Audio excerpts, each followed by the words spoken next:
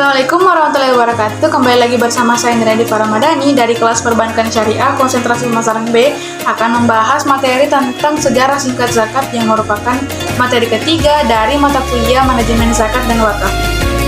Nah, pada pembahasan pertama saya akan membahas tentang sejarah zakat pada masa Rasulullah SAW. Di sini, syariat zakat baru dilaksanakan secara efektif pada tahun kedua Hijriah, dan pada masa itu Nabi Muhammad SAW mengemban dua tugas atau memiliki dua fungsi. Yang pertama ia sebagai Rasulullah, dan yang kedua ia sebagai pemimpin umat. Kemudian fungsi zakat pada masa itu terbagi menjadi dua. Yang pertama sebagai ibadah untuk muzaki, dan yang kedua ia sebagai pendapatan negara.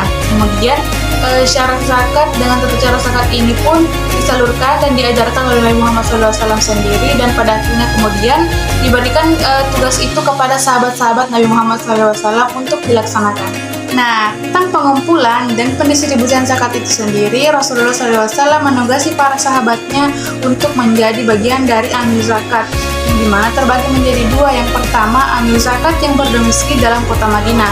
Nah, amil zakat yang berdomisili dalam kota Madinah ini bersifat sementara untuk membantu Rasulullah SAW dalam memproses dan menyalurkan zakat itu sendiri. Kemudian yang kedua yaitu amil zakat yang berdomisili di luar kota Madinah. Nah, ia statusnya sebagai pemerintah yang akan menjadi amil zakat itu sendiri. Nah, perlu kita ketahui pengelolaan zakat pada era Nabi Muhammad SAW terbagi menjadi dua periode. Yang pertama periode Mekah, dan yang kedua itu periode Madinah.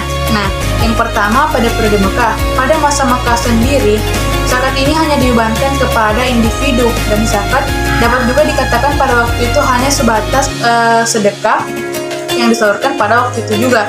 Kemudian pada periode kedua yakni pada periode Madinah, di mana pada periode Madinah atau pada masa Madinah ini jatuh pada tahun kedua Hijriah, tahun 632 Masehi. Di sini zakat sudah dianggap lebih baik karena sudah ditetapkan bahwa ada yang namanya zakat fitrah. Nah, untuk materi kedua, saya akan membahas tentang sejarah singkat zakat pada masa Khulafaur Rasyidin. Dari 5 khalifah, saya akan menceritakan beberapa khalifah yang saya ketahui kisahnya dalam pengelolaan zakat itu sendiri. Yang pertama yang saya ketahui yakni pada Khalifah Umar bin Khattab.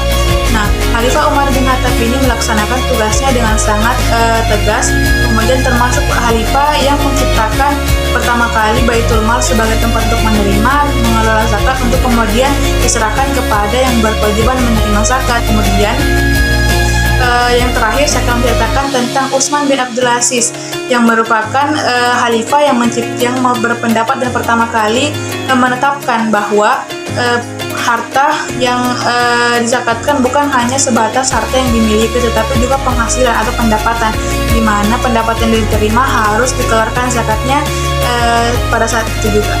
Nah, selanjutnya materi terakhir tentang zakat pada masa kontemporer. Nah, pada masa atau era kontemporer ini, zakat mulai diintegrasikan kepada sistem pemerintahan di mana dibentuk Basnas dan Las. Baiklah, itu saja materi yang dapat disampaikan. Lebih dan kurangnya mohon dimaafkan. Wabillahi taufiq wal hidayah. Wassalamualaikum warahmatullahi wabarakatuh. Dadah.